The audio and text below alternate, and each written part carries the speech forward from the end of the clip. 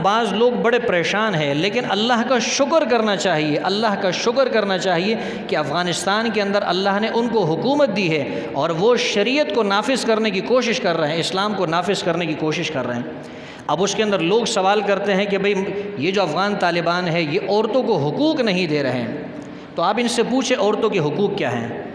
औरतों के हुकूक अगर स्कूल है, औरतों के हुकूक अगर तालीम है, कॉलेज जाना है, काम करना है, औरतों के हुकूक अगर मीरास है, उन पर जुल्म और तशद्दुद के ख़िलाफ़ आवाज़ उठानी है, तो ये सारी बातें तो अफ़गान तालिबान मान रहे हैं। स्कूल खुल गए हैं, कॉलेज खुल गए हैं, यूनिवर्सिटीज़ खुल गई, सब की इजाज़त तो उनको मिल रही है, काम काज की इजाज़त मिल रही है। औरतों के जो हुकूक हैं वो तो तालिबान उनको दे रहे हैं, उसकी कोई ममानात नहीं, कोई रुकावट नहीं है। असल में लोगों को जो तकलीफ़ है इस बात से तकलीफ़ है कि वहाँ तालिबान उनको मखलूत निज़ाम की, मखलूत निज़ाम तालीम की इजाज़त क्यों नहीं दे रहे हैं। बात यह है कि ये एक तो शरीयत का हुक्म है, दूसरी बात यह है ये उनकी तर्ज़ ज़िंदगी है।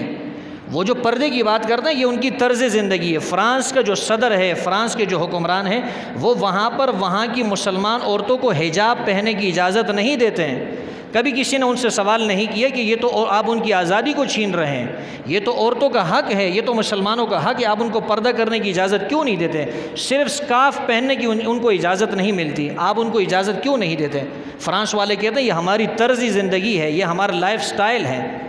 तो जो हमारा लाइफ स्टाइल है हम उसके ख़िलाफ़ किसी को इजाज़त नहीं दे सकते हैं। जो लोग आज़ादी का दावा करते हैं, जो लोग आज़ादी की बातें करते हैं, जो औरतों के हुकूक की बातें करते हैं, वो फ़्रांस के अंदर औरतों को हिजाब की इजाज़त नहीं देते, वो फ़्रांस के अंदर औरतों को दुपट्टा पहनने की इजाज़त नहीं देते हैं।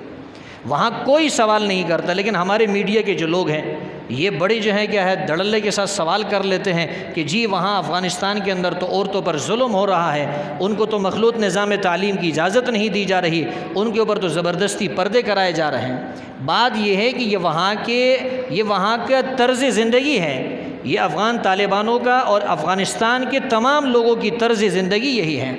अगर आज अफ़गानिस्तान के तालिबान इसकी भी इजाज़त दे दे कि औरतें बेपर्दा घूमें और औरतें जो है वो मखलूत निज़ाम तालीम के अंदर आ जाए, तो फिर याद रखना 20 साल तक जो उन्होंने क़ुरबानियाँ दी थी वो रायगां चली जाएगी, वो बेमाना रह जाएगी। और वो जिन जिन लोगों ने क़ुरबानियाँ दी हैं ये उनके खून के साथ गद्दारी होगी।